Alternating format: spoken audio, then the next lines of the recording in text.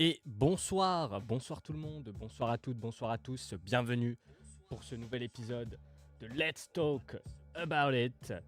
Et ce soir, on a pas mal de choses à évoquer puisqu'on va parler d'un sujet brûlant de ces dernières semaines dans la planète catch, puisque ça ne vous aura pas échappé, WWE 2K26 est sur le point de sortir et c'est le sujet de cet épisode de ce soir. Donc voilà, on va voir toutes les nouveautés. On va également parler des précédents opus, voir ce qui allait, ce qui allait pas, qu'est-ce qu'on peut attendre de cet opus 2026 et est-ce qu'il faut se précipiter sur le jeu à sa sortie? Est-ce qu'il faut dépenser de grosses sommes pour les éditions premium? Alors on va voir tout ça ensemble ce soir. Bonsoir mon cher, nous dit Captain. Bonsoir Captain.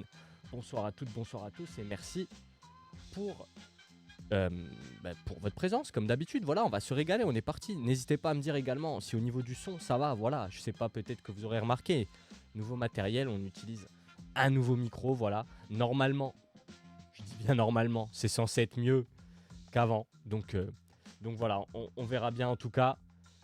Tout est good, chef, nous dit Captain. Bon, c'est parfait. Voilà, si le son est mieux qu'avant, ben, ça me fait plaisir. Hein. Normalement, c'est fait pour. C'est fait pour, n'hésitez pas à me dire. Hein. Même si la petite musique de fond est trop forte ou quoi, n'hésitez pas. Ça fait toujours plaisir les retours comme ça. Le but, c'est qu'évidemment, vous ayez la meilleure expérience possible. Voilà, avant de poursuivre, bien évidemment, on remercie Furia, partenaire de la chaîne. Vous commencez à le savoir maintenant. Furia, qu'est-ce que c'est? C'est tout simplement le pari d'une boisson énergisante 100% bio avec des produits issus d'une production 100% française et donc des produits fabriqués en France, pas d'importation, pardon. 40% de sucre en moins, voilà. 3 goûts actuellement disponibles chez Furia, n'hésitez pas à aller goûter.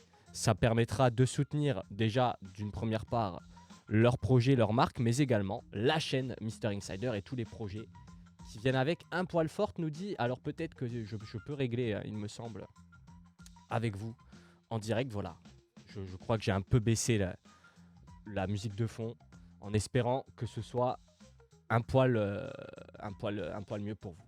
Voilà. Alors, on est parti sans plus attendre.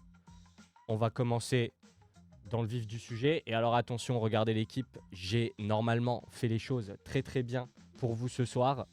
Hop, voilà, on bascule. Changement d'ambiance, changement de décor. Normalement, là vous vous dites, waouh, Mr. Insider, il fait les choses bien. Ah ouais, on fait les choses bien. Voilà. Alors, vous vous dites là, le mec, qu'est-ce qu'il raconte? Il nous dit qu'on va parler de WWE 2K26 et là, on a WWE 2K25. Oui, alors je vous explique rapidement cet épisode, il va être en deux parties, pardon.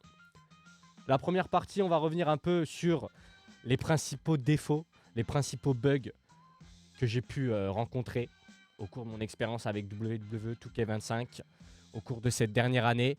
Vous verrez que pour la plupart, c'est des défauts, des bugs, des choses qu'on retrouve, allez, je dirais, depuis l'édition de 2020, voire de 2022. Puisque c'est vrai que l'édition 2021, ils avaient fait une pause. L'édition 2020 avait été vraiment, vraiment critiquée, très, très mal accueillie par le public. Les chiffres n'étaient pas bons du tout. Et ils avaient pris le parti de prendre une pause, de ne pas sortir d'opus en 2021. Ils sont revenus avec WWE 2K22 rempli de promesses, énormément d'améliorations par rapport à l'épisode de 2020. Et donc, on va voir du coup 2022, 2023, 2024, 2025. Et là, maintenant, 2026, on va voir s'il y a eu énormément et réellement de l'amélioration ou si pas du tout. Donc voilà. WWE 2K25, malgré plusieurs patchs, ce jeu souffre encore de bugs assez frustrants. Effectivement, et malheureusement, j'ai envie de dire, après toutes ces années, c'est un peu toujours la même chose. Alors on a des glitches constants, des catcheurs coincés entre les cordes, il y a le fameux bug que tout le monde a vécu au moins une fois, les chaises qui tournent de manière totalement folle dans le vide, voilà, les chaises sont possédées, on ne sait pas trop, l'esprit de l'Undertaker qui revient, qui prend possession de la chaise comme ça. Enfin voilà, ce genre de choses qui évidemment n'aident pas à l'immersion, hein, évidemment. Collision incohérente entre les catcheurs, combien de fois ça arrive? Ou alors en pleine course, le catcheur s'effondre, tu tentes une prise en courant, bon, ça passe à côté. C'est vraiment perturbant, c'est vraiment frustrant. Et ça fait des années et des années, hein. C'est depuis que 2K a repris la licence qu'il y a ces bugs qui sont présents. Et malheureusement, ça va pas en s'arrangeant. Voilà. On a également tous ces bugs, voilà, comme vous voyez à l'écran. Il y a les animations qui se décalent. Le bug de cette année, le plus gros bug de cette année, c'était le bug des side plates. Les side plates qui étaient décalés, voilà. Les crashs et les plantages dans tous les modes de jeu, absolument tous les modes de jeu, vont vous afficher à un moment ou à un autre, voilà, ce genre de message. Et ben, le jeu n'est pas jouable, tout simplement. J'en perds mes mots, parce que pourtant j'ai préparé ce live, hein, je vous rassure, mais c'est tellement aberrant quand on le répète à voix haute, de se dire qu'on paye 80 € un jeu qui n'est pas stable. C'est-à-dire que parfois, même simplement dans les menus, parfois, simplement, le jeu va crash. Voilà. C'est des problèmes de stabilité générale. Et quand on va dans le mode en ligne, c'est encore pire. C'est encore pire. Le mode en ligne de WWE 2K et plus particulièrement WWE 2K25, mais c'est le cas depuis le début, hein. Ça, c'est aberrant. C'est que tu ne peux pas faire un match en ligne. Tu ne peux pas aller au bout d'un match en ligne. Moi, combien de fois je suis avec mes potes, on est en ligne, on se dit allez, on va se régaler, on va faire un Elimination Chamber, on va faire un Royal Rumble, on va faire un Gauntlet Eliminator, et puis j'ai passé 3 heures à créer mon perso. Allez, j'ai envie de montrer à mon pote ma nouvelle entrée, ça va être badass, on va s'amuser. Bah non, tu peux pas, parce que le jeu crash, plante, parfois ça se lance même pas. Quand ça se lance, c'est pas le bon catcheur, c'est pas la bonne tenue, c'est pas la bonne entrée, ça plante en plein milieu. C'est aberrant. Aberrant, tout ça c'est juste des soucis de stabilité, de réglage. La grande excuse de 2K depuis de nombreuses années est toujours la même, c'est la faute aux joueurs PS4 et Xbox One. Voilà. Parce que comme le jeu doit sortir sur des supports plus anciens qui ne sont pas next-gen, du coup on ne peut pas pousser les performances à fond, etc., etc.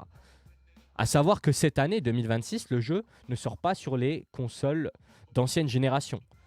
PS4, Xbox One, etc. Le jeu sera uniquement disponible sur PC, PS5, Xbox Series et Nintendo Switch 2. Ok ? Donc cette excuse-là ne sera pas valable en 2026. Voilà, je tiens juste à le rappeler. Vous verrez tout à l'heure, ça aura peut-être son importance quand on évoquera notamment toutes les nouveautés. Une très bonne chose, nous dit Captain. Effectivement, pour ma part, c'est une très bonne chose. Alors effectivement, ça peut être un peu égoïste de penser comme ça parce qu'il y a énormément de monde qui n'ont pas les moyens, et ça peut se comprendre parce que ça reste relativement cher, de se procurer des consoles next-gen. Voilà, donc peut-être que ces personnes-là se sentiront frustrées, biaisées, mais malheureusement, elles vont devoir s'y habituer parce que je pense que c'est énormément de titres qui vont commencer à délaisser les consoles PS4, etc. parce que tout simplement, c'est un petit peu dépassé.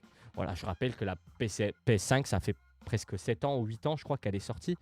Tout ça ne me rajeunit pas énormément, mais bon, c'est pour rappeler aussi qu'il y a une logique derrière d'évolution technologique qui fait que voilà. Et ça ravira, j'en suis sûr, la plupart des joueurs qui, comme moi et comme Captain, du coup, estiment que c'est une très bonne chose parce que finalement, on aimerait avoir l'opportunité de pouvoir jouer à un jeu qui est poussé à son plein potentiel. Voilà.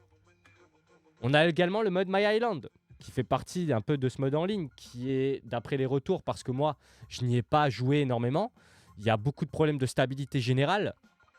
Il y a des déconnexions aléatoires, également des lags d'entrée, des joueurs qui quittent sans raison. Enfin voilà, ça a l'air d'être à peu près la même chose que dans le mode online classique, j'ai envie de dire. Et apparemment, d'après les retours de la communauté que j'ai pu voir sur Internet, il y a eu un patch, il y a eu une correction qui a été apportée à The Island. Mais malgré cette correction, il semblerait que les bugs soient toujours récurrents. Voilà, donc c'est à noter. Espérons que ce mode qui revient pour l'édition 2026 ait été corrigé et retravaillé. C'est tout ce que je souhaite à celles et ceux qui ont aimé ce mode. Personnellement, voilà, j'ai fait 3-4 combats, je crois, dessus. Je suis allé voir les prix des unlockables, hein, des récompenses à débloquer. Et lorsque j'ai vu le montant demandé pour débloquer un simple t-shirt ou une casquette afin de l'utiliser dans le mode exhibition, dans la création communauté, créer Superstar, et le montant des sous in-game remportés à la fin de chaque combat, je me suis dit non, c'est pas possible. C'est pas possible, c'est juste aberrant. Donc là, c'était de l'ordre de 40 000 WC, je crois, pour acheter un simple t-shirt et tu gagnes 50 WC par combat. Donc imagine le nombre de combats que tu dois faire. Non, c'est totalement fou, c'est totalement surréaliste comme montant, donc non. Voilà. Le mode The Island là que vous voyez affiché à l'écran, donc qui espérons-le va être retravaillé. On sait qu'ils ont voulu copier sur le mode de WWE 2K NBA, qui pour le coup a un mode un peu à la The Island qui fonctionne très très bien. Moi je jouais sur le 24 ou le 23, je ne sais plus maintenant. Tu te déplaces en skate, c'est fluide, t'as plein d'activités, c'est un monde ouvert, un open world vivant. Les unlockables sont plus accessibles. Enfin voilà, tu sens aussi qu'ils ont des années d'avance, hein, parce que ça fait plusieurs années eux qu'ils ont réussi à développer et à travailler, à améliorer leur mode. Donc voilà, ça serait bien, étant donné qu'on parle quand même du même développeur, hein, ça reste dans l'écosystème 2K. Je comprends pas pourquoi on arrive à le faire pour le basket, on n'arrive pas à le faire pour le catch. Donc voilà. Expérience PVP en ligne jugée frustrante également, c'est ce qu'on évoquait tout à l'heure. Et donc là, on en vient au troisième gros point, pour moi, selon moi, point noir de WWE 2K25, mais également plus généralement de la licence 2K, hein, et vous allez le voir que ça va pas aller malheureusement en s'arrangeant, mais c'est la monétisation agressive et la progression frustrante. Voilà, on l'évoquait un peu avant. Le jeu nous pousse très clairement à trop dépenser. Il y a des microtransactions qui sont omniprésentes, hein, notamment dans certains modes plus que d'autres. Hein. Là, je vous ai affiché à l'écran le fameux My Faction. Je pense que c'est vraiment le mode par excellence. Hein. C'est un peu le mode Ultimate Team version catch, si je puis me permettre. Mais pareil, une progression ultra lente, sans dépenser de VC. Les VC, c'est la monnaie du jeu. Donc voilà, c'est clairement du pay to win. C'est du pay to win. Certains contenus ou personnages sont effectivement pay to win. Ou alors ils sont verrouillés derrière des achats ou alors des milliers d'heures de tryharding. Voilà, les fameux VC là, que je vous affiche à l'écran. Donc ça, c'est le nerf de la guerre. Et malheureusement, c'est le nerf de la guerre dans énormément de jeux. Énormément de jeux. Dans Fortnite, qui a imposé le modèle, je dirais, dans le paysage récent. Mais il ne faut pas oublier d'où ça part. Hein. Parmi les premiers à avoir mis en place ça, c'était notamment du côté de Ubisoft avec la saga Assassin's Creed. Voilà, donc peut-être les plus jeunes d'entre vous qui m'écoutent et qui me regardent n'ont pas connu ça.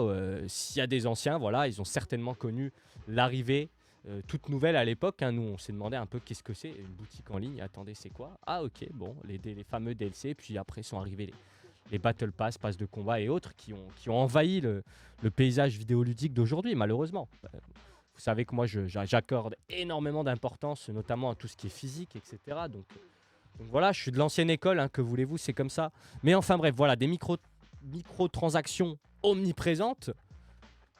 Et effectivement, regardez, this is gonna be big. Effectivement, mais je pense qu'en fait, Paul Heyman nous avait prévenu. On avait été prévenu pourtant. It's gonna be big. Voilà, big pain in our ass, si vous voulez mon avis. Mais bon, Paul Heyman nous avait prévenu, effectivement. Et on s'en rappelle d'ailleurs de toute la hype, hein, qu'avait généré ce clip d'annonce de Paul Heyman pour le mode showcase spécial Bloodline, spécial Samoan. Un peu la même hype qu'il y a actuellement autour de 2K26. Et ce soir, le live, voilà, ce soir, le live, il fait office de prévention. Il fait office de prévention pour que vous évitiez de tomber inutilement dans une hype. On a le droit d'être impatient d'avoir un jeu, mais est-ce que ça demande pour autant qu'on débourse directement 140 € ou 150 € dans la version la plus premium de l'édition 2026? Je ne suis pas sûr. Bonsoir, Cheval Papier, ça va super. Et toi, merci de nous rejoindre. J'espère que ça va bien. Écoute, ça va, voilà. On est en train de remettre un peu à sa place 2K25, 2K26. Enfin voilà, on dit les termes et on essaye de relativiser. Vous inquiétez pas, il y a plein de choses bien qui sont faites par 2K, on y reviendra aussi. Mais bon, c'est toujours plus intéressant de comparer ce qui ne va pas actuellement pour espérer ensuite derrière des améliorations. Voilà. Alors, parmi toutes les améliorations qu'on espère et les modes de jeu qui, pour moi, manquent cruellement d'innovation et d'amélioration, on a d'abord ce mode MyGM. Un mode que pour ma part j'ai beaucoup apprécié. J'y ai joué énormément sur l'édition 2023 et 2024. Alors cette édition 2025 a porté comme principale nouveauté au mode MyGM de pouvoir faire des parties locales à plusieurs. Mais le problème c'est que le mode de jeu en lui-même n'a pas été retravaillé en profondeur. Et je vous demande de faire l'expérience chez vous à la maison, invitez votre pote et demandez-lui s'il a envie de jouer à MyGM à côté de vous, il va vous dire pourquoi faire. Ou alors vous allez jouer, puis finalement vous allez vous rendre compte que c'est un mode qui est vraiment chill, qui peut être ultra fun à jouer, effectivement. Mais en coop local, j'ai du mal. J'ai du mal, je trouve que c'est beaucoup plus axé sur du mode online, par exemple, chacun chez soi. Alors, moi, j'ai malheureusement perdu mon poteau de gaming avec qui on jouait sur MyGM, j'avais un pote qui jouait énormément à MyGM, il y joue plus sur cette édition de cette année, donc peut-être en 2026, j'en sais rien. Mais voilà, mais s'il y en a parmi vous qui veulent tester, ça serait bien d'ailleurs, je fais la petite annonce comme ça, petit aparté. Je vais lancer prochainement, alors pas tout de suite, ne vous emballez pas, mais prochainement je vais lancer une chaîne secondaire gaming, voilà, Mr. Insider Gaming, ou je sais pas, on lui trouvera un nom. N'hésitez pas à me donner des propositions sur Instagram, voilà. Envoyez-moi vos propositions de nom de chaîne gaming secondaire pour Mr. Insider et je choisirai celle qui me plaît le plus. Voilà. Comme ça, on fait participer un peu la commu. Mais voilà, je compte lancer une chaîne gaming secondaire. On fera du let's play, on fera un peu de Survival Horror, du RTS, pas mal d'open world parce que c'est ce que j'aime énormément. Du action RPG, on pourra peut-être faire un petit peu de roleplay sur GTA quand il sera sorti. De roleplay, pardon. Mais Mr. Gamesider, ouais, c'est pas mal. C'est marrant.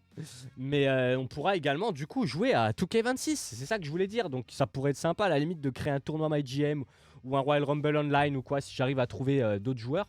Et on stream tout ça en live, on met des récompenses. Enfin, voilà. N'hésitez pas à me dire si l'idée vous plaît. Le but, c'est de faire grandir la commu et de la faire participer. Voilà. En tout cas, pour ce mode MyGM, moi, j'aimerais bien, du coup, qu'ils améliorent en profondeur le mode, qu'on ait plus de stipulations de match lorsqu'on construit nos cartes de weekly, qu'on puisse intégrer plus d'actions, je dirais, au sein des PLE, que ce soit les cash-in, les interventions. Peut-être qu'on ait des... J'en demande peut-être beaucoup, mais qu'on puisse avoir la possibilité, lorsqu'on joue notre weekly ou notre carte de PLE et pas seulement qu'on simule les matchs, mais qu'on puisse avoir des animations quand il y a des promos pubs, des choses comme ça. Voilà, ça rendrait le mode un peu plus vivant, beaucoup plus immersif. Et c'est des choses qu'on peut d'ailleurs transpoler sur le mode My Universe et également qui souffre d'à peu près les mêmes défauts, mais dans un différent packaging. Vous le verrez, j'ai l'impression qu'en fait ces deux modes sont calqués l'un sur l'autre. C'est juste qu'on a un peu modifié l'interface et effectivement la finalité. Le problème, c'est que eux, dans leur fonctionnement, ils n'ont pas fait la différence. Et au final, vous allez le voir, et c'est ce qu'on voit là maintenant, les défauts restent sensiblement les mêmes. Donc c'est mon gros défaut aussi par rapport à 2K, c'est que je trouve qu'ils sont feignants, vous le verrez, j'ai plein d'exemples après. Ils sont énormément feignants et le problème, c'est qu'ils nous sortent plein d'innovations, plein de nouveautés qui n'en sont pas réellement, puisqu'au final, c'est plus de la réintroduction de modes déjà présents il y a quelques années, ou sur d'autres licences, etc. Et tout ça au détriment malheureusement de bugs récurrents et de choses qui devraient être acquises et vérifiées et modifiées depuis des années et qui ne le sont pas. Qui ne le sont pas malheureusement. Le mode My Rise également, un mode plein rempli de promesses qui est censé être un espèce de nouveau mode carrière. Dans les SmackDown versus Raw, peut-être que vous avez connu le mode carrière. C'était vraiment génial. On avait un calendrier. Et tu avais une carrière, voilà. Et tu créais ton perso et après tu jouais ta carrière, tu devais gérer tes rendez-vous, tes machins. Non, c'était vraiment bien. Tu avais ton GM qui pouvait t'appeler. Il y avait limite plus de fonctionnalités qu'aujourd'hui. Donc voilà, là en mode My Rise, le gros défaut que je trouve à ce mode, pour ma part, c'est ce menu-là que vous voyez, les espèces de social feed, les DM et tout. Mettez-nous des animations. Ça, on n'en a pas besoin.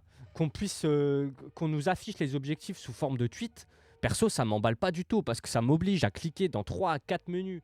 Derrière, à faire des retours, des machins. Ça casse totalement l'immersion. Et en final, tu passes 10 minutes entre chaque combat, entre chaque action, j'ai envie de dire, dans ces menus-là qui sont tout sauf intuitifs et qui donnent pas du tout envie qu'on s'y intéresse et qu'on s'y attarde. C'est clairement du remplissage. Voilà. Et c'est ce que je disais là quand je parlais de fainéantise. Pour moi, tout ça, ça sert à rien. Alors que quand on revoit ce qu'on avait, notamment là, nous le dit Captain, avec par exemple le mode Road to WrestleMania, voilà, les modes Road to WrestleMania, mais vous allez le voir qu'on va y revenir. Le mode My Rise, je trouve ça trop répétitif, ça pue de ouf, je trouve, c'est ça. Et alors, le pire, c'est que pour cette édition 2025, ils nous ont obligés à recommencer le jeu pour pouvoir prendre différents chemins, parce que vous avez vu, on a des arbres de trajectoire, des arcs, voilà, des arcs narratifs, pardon. On a différents chemins pour débloquer un ou l'autre des différents arcs narratifs, mais le truc, c'est qu'une fois qu'on a pris un embranchement, on ne peut pas revenir en arrière.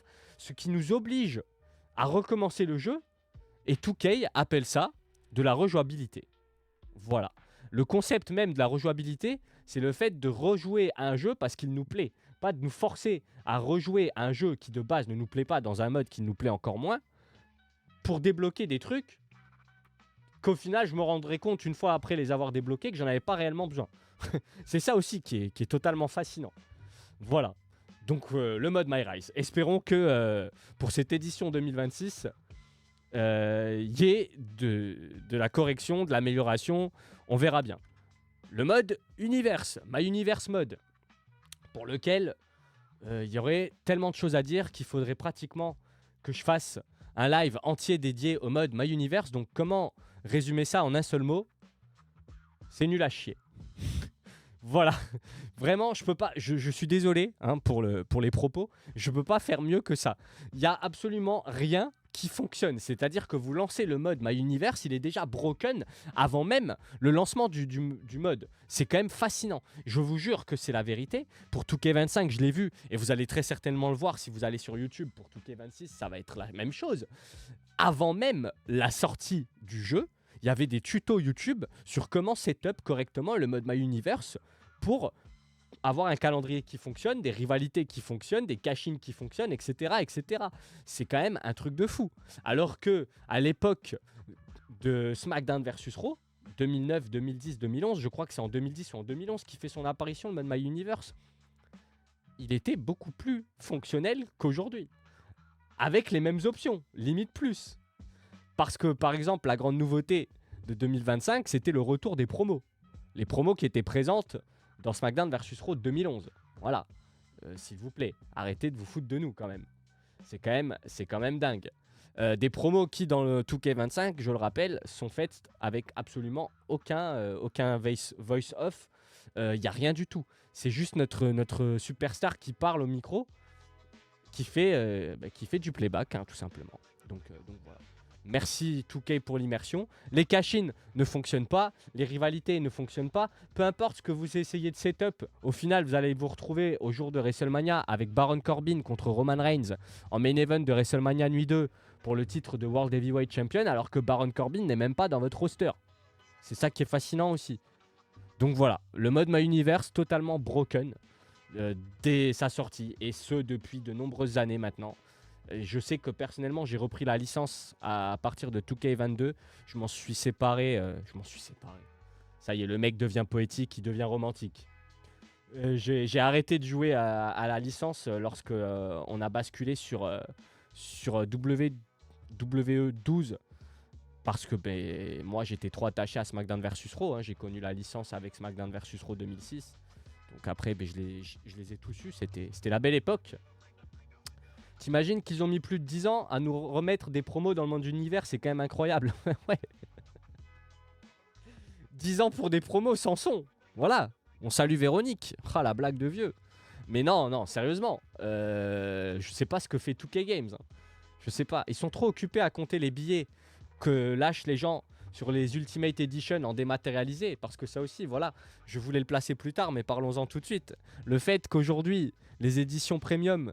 et vous allez le voir que cette année, en 2026, on en aura non pas une, non pas deux, non pas trois, mais bel et bien 4 éditions premium plus l'édition standard. Donc 5 éditions au total, si mes comptes sont bons. 4, pardon.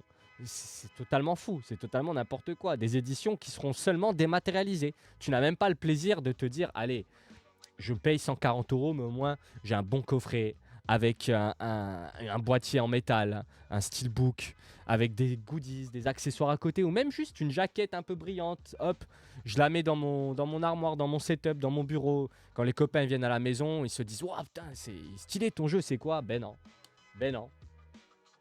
Même Gilbert Montagnier enseignerait des yeux devant ces jeux. Non mais clairement. Pourquoi croyez-vous, ma chère commu, que je porte des lunettes de soleil? C'est parce que voilà. Sinon, vous verrez que j'ai les yeux défoncés. 1000 heures de jeu au total sur cette cette douille. 1000 heures, dont 960 passées dans les menus à attendre que le jeu débug parce qu'il crash down. 4 éditions, donc, dont juste une en physique, nous dit Captain. Ben c'est ça. C'est ça. C'est totalement ça, c'est totalement fou. Enfin bref. Voilà, donc c'était le mode My Universe, mesdames, messieurs. J'espère que tout simplement que... J'espère en fait, voilà, je peux pas vous dire, ah ben ça c'était bien et il y aura peut-être des améliorations sur ça. Je ne peux pas espérer ça parce que j'aimerais tout juste déjà un mode de jeu qui fonctionne. Tout simplement, voilà. Parce qu'il a le potentiel pour. Mais malheureusement, ben, pour le moment, c'est zéro pour le mode My Universe. Ensuite, parlons-en. Le mode création communauté en ligne. Regardez, je vous ai mis à l'écran un exemple. Ce fameux bug des ceintures qui est resté pendant des mois et des mois. Quand je vous dis qu'il s'est resté des mois, je crois plus de 6 mois. Et je crois qu'encore maintenant, de temps en temps, on retrouve ce mode, enfin ces bugs de malade. Alors, je m'attarderai pas sur tous les fichiers corrompus. Vous passez 17 minutes à chercher une superstar dans une tenue qu'il a portée 3 fois entre 2013 et 2026. Vous faites 17 pages, vous la trouvez. Ça met 47 minutes à se télécharger. Et une fois que c'est arrivé au bout, ça vous met le fichier est corrompu. Ah ouais. Non mais c'est... Rendez-moi le temps perdu, s'il vous plaît. 2K, qu'est-ce que vous faites? Je vais arrêter de taper sur le bureau parce que ça doit faire des vibrations. Enfin bref, voilà, c'est mode création communauté qui est broken. Alors, je tiens à souligner quand même qu'il s'est amélioré par rapport à l'édition 2024 parce qu'il était beaucoup plus fluide.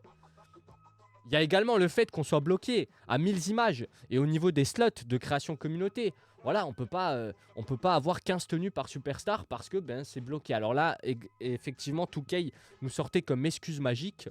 Ben, c'est à cause de la PS4, etc. Donc là, plus d'excuses, on l'a dit. 2K26 sort uniquement sur Next Gen. Donc j'espère, j'ose espérer, je souhaite, je demande même, j'exige en tant que joueur que je puisse avoir plus de 1000 images et que je ne sois pas bloqué après avoir téléchargé 25 ou 30 ou 40 Superstars téléchargés parce que vous n'êtes pas foutu de me donner un jeu à sa sortie avec des entrées accurate, avec des tenues accurate et que c'est à moi de faire tout le boulot.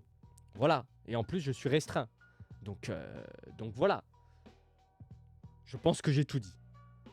Donc n'hésitez pas à clipper, à envoyer ça à 2K, histoire que je sois sûr de ne jamais être sponsor par 2K Games. Comme ça au moins on est carré, mais bon. Voilà, ça aussi, je fais une petite parenthèse. Je fais aussi ce live pour dénoncer le fait qu'il y a trop de créateurs de contenu qui surfent sur la hype de la prochaine sortie du jeu et qui nous vendent ça comme le jeu qui va révolutionner toute l'industrie. Mais à les écouter, et si on fait un petit peu attention, chaque année, c'est le jeu de la décennie. Voilà. Pour moi, le jeu actuellement qui détrône tous les autres, c'est WWE 2K14. Et vous allez le voir qu'on va l'évoquer. Ce genre de bug aussi dans création communauté. Une fois qu'on a téléchargé nos superstars, vous voulez retourner dans... Bon là, c'est écrit en anglais Custom Superstar, donc modifier votre superstar. Vous vous retrouvez avec ça. Voilà. Les fichiers, les slots qui apparaissent, je sais pas où, un tatouage, un sourcil, une ceinture. Une ceinture pour Sasha Banks, c'est magnifique. Roxane Perez 2024 est devenu un sourcil. Voilà. Alors je sais qu'en Big 2026, chacun est ce qu'il est. Chacun est ce qu'il veut. Il n'y a aucun problème. Mais bon, apparemment, Roxane Perez est un sourcil. Voilà. Mais que voulez-vous? Que voulez-vous? C'est comme ça. Merci 2K. Je pense que merci 2K s'impose. Et ça va être le running gag de la soirée, quoi. Merci 2K. Enfin bref. Voilà.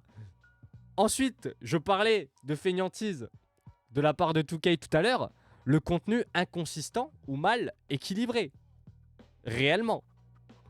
Mais au-delà de ça, un gameplay pas toujours cohérent. D'accord? Il y a certains mouvements ou animations qui paraissent recyclés, qui paraissent datés. On pense notamment à certains movesets, certains finishers, certaines tenues, certaines entrées. Tiffany Stratton, j'ai pris cet exemple parce que pour moi, c'est celui qui m'a le plus terminé. Écoutez, c'est très simple, je vous donne l'anecdote. On m'offre 2K25, je suis très heureux. Parce que déjà, j'avais pas envie de donner de l'argent à 2K. C'était un cadeau d'anniversaire parce que le jeu est sorti juste avant mon anniversaire. Voilà. Alors, t'imagines que les SmackDown vs Raw, c'est les derniers bons jeux qui sont sortis. Après, je me suis arrêté, donc je peux pas juger le reste. Ah bah comme toi, cheval papier, moi j'ai repris au 22.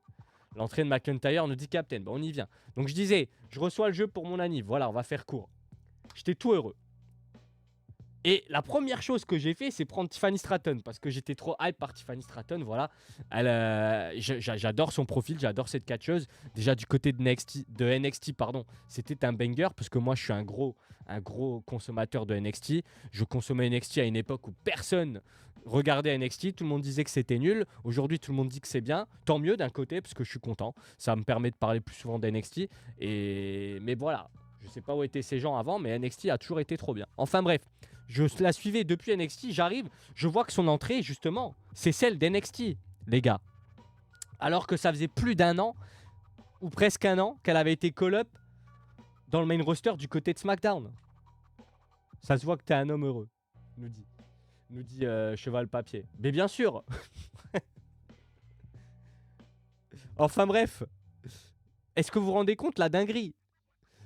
Tiffany Stratton, elle arrive avec son entrée d'NXT, donc les flashs, les machins, le sac à main, machin. Je me dis, mais attendez, donc ils ont quand même réussi à update sa musique, mais non, son entrée, ils ont dit, ouais, non, c'est bon. On lui fait une nouvelle tenue, on lui fait une nouvelle musique d'entrée, on update tout ça, les cheveux, si tu veux. Le moveset, pour elle, c'était ok, elle avait son Prettiest Moonsault Ever, etc. Non, c'était carré, mais son entrée, c'était n'importe quoi, vraiment. Et je me suis dit, non, mais c'est pas possible, au niveau de l'immersion, c'est n'importe quoi.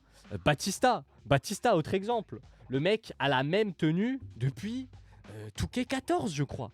C'est un truc de fou.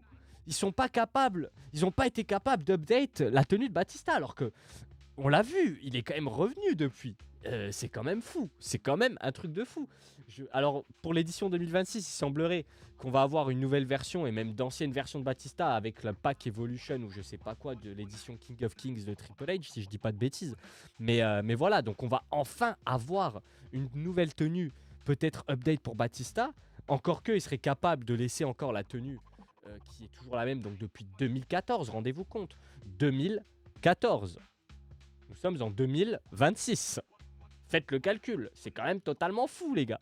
12 ans sans être capable de changer une tenue. Entre temps, Batista est revenu. On a même eu Bluetista. Il a eu des tenues incroyables. Ils auraient pu juste mettre sa tenue de WrestleMania 34, par exemple. Je sais pas.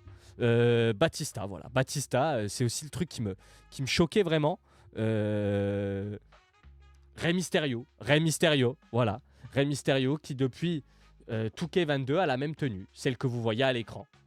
Voilà, c'est quand même dingue. Et encore, au moins l'édition 2K22, il était le catcher star avec sur la cover et le catcher star du mode showcase, pardon. Donc on avait d'autres tenues, on avait d'autres versions de Rey Mysterio, édition 2006, etc., 2010, machin, l'édition où il remporte les tag teams avec Dominique à SummerSlam. Donc entre guillemets, ça allait. Mais là, les gars, non. 2025, 2K25, Rey Mysterio arrive avec sa tenue de 2022 et le t-shirt LWO. Est-ce que quelqu'un, s'il vous plaît, peut me dire où est la LWO en 2025, 2026? Non, mais je pose la question. Enfin voilà. Donc Rey Mysterio aussi, c'était vraiment quelque chose de choquant. On a, dans le même exemple, Drew McIntyre qui, dans 2K25, arrive encore avec son épée. Ça a été corrigé dans le 26. J'ai vu l'info tout à l'heure parce qu'il y a des news qui sont tombées juste avant que je lance le live au sujet de 2K26. Donc j'ai pu en regarder quelques-unes. J'ai pas pu tout regarder, mais j'ai regardé les 2 vidéos qui étaient sorties de Matt assemblées sur YouTube. Je vous recommande vivement sa chaîne et son contenu. C'est un créateur de contenu américain, enfin canadien pour le coup, il est canadien, que je suis depuis de nombreuses années et je m'inspire beaucoup de son contenu pour vous proposer le mien parce que je trouve qu'il a beaucoup de clairvoyance dans ses propos, dans sa vision des choses et c'est sur sa chaîne voilà, que j'ai vu des nouvelles updates, des nouvelles news, donc j'ai pas pu tout regarder mais j'ai regardé un petit peu pour essayer de vous tenir informé. Vous allez le voir dans la deuxième partie quand on va parler de 2K26. Faut dire que la photo de Triple H qui est sur une cover, je sais plus laquelle, c'est celle de la Ruthless Aggression, alors qu'on le prône un jeu de l'Attitude Era, c'est quand même incroyable ça aussi. Ouais, alors tu as raison. C'est dans l'édition Attitude Era, effectivement, il y a Triple H avec sa gimmick de la Ruthless Aggression Era, qui me tient énormément à cœur pour ma part, parce que c'est mon ère préférée à la WWE, la Ruthless Aggression Era. J'ai commencé le catch à la fin de cette ère. Elle démarre en 2002, elle s'achève en 2008. J'ai commencé le catch en 2005. Voilà. Moi, j'ai vécu l'âge d'or de la Ruthless Aggression Era. Et c'est pour ça que c'est celle que je préfère. Effectivement, tu as raison, cheval papier. La Big Gold Belt en Attitude Era MDR. Techniquement, je sais pas si... il me semble qu'elle est réintroduite en 2002.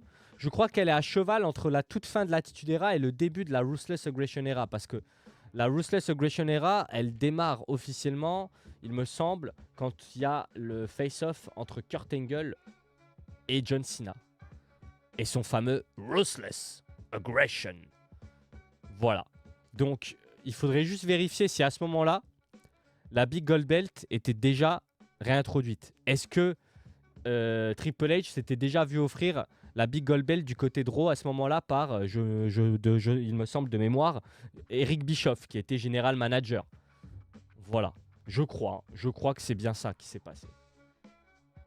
Oui, 2002, oui, c'est ce qu'on dit, Captain. Mais la question, c'est pas de savoir si c'était 2002. La question, c'est de savoir si c'est avant ou après le début de la Ruthless Aggression Era.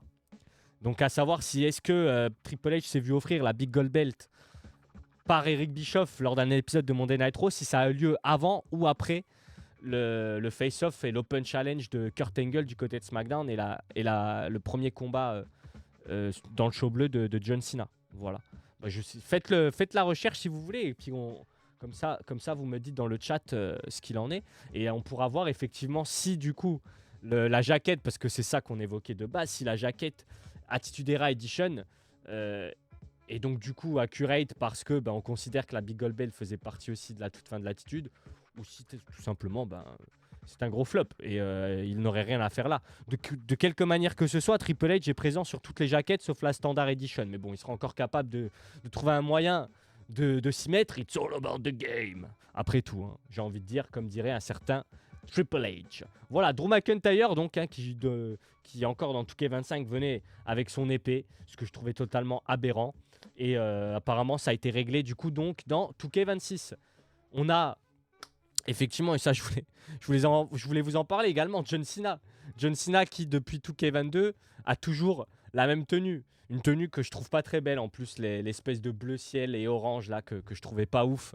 Voilà, après ça c'est au goût de chacun évidemment. Mais John Cena qui n'a pas eu d'update dans sa tenue de 2022 à 2025, à part le fameux pack WrestleMania 41 que vous voyez à l'écran, effectivement. Donc, on avait ce fameux pack de WrestleMania 41 pour nous permettre d'update un peu notre contenu sur 2K25 avec la version Heel de Cena, sa tenue de WrestleMania 41. Mais le problème, c'est qu'en même temps que tu commandais et que tu téléchargeais ce DLC, tu te tapais ce mec. Voilà. Ah non, attendez, mince, c'est pas la bonne image. Voilà. Ah non, alors attendez, pardon. Je me suis trompé, c'est toujours pas la bonne image. Oh, bon. Écoutez, bon, c'est pas grave. On va faire sans. Hein. En tout cas, voilà. Donc, si tu voulais la tenue de Cena, update un peu ton contenu, ton gameplay, etc., tu devais te taper ce mec avec en DLC. Qui a vraiment envie de se taper ce mec dans son jeu, j'en sais rien. Enfin bref, on peut remercier un homme pour ce retour légendaire à SummerSlam. Voilà, cet homme qui ne manque jamais une occasion de se mettre en avant. Donc Triple H, regarde, j'ai pensé à toi ce soir, t'as même pas besoin de le faire, je le fais pour toi. C'est merveilleux. Merci en tout cas à Triple H pour nous avoir offert le retour de l'année 2025. Donc voilà.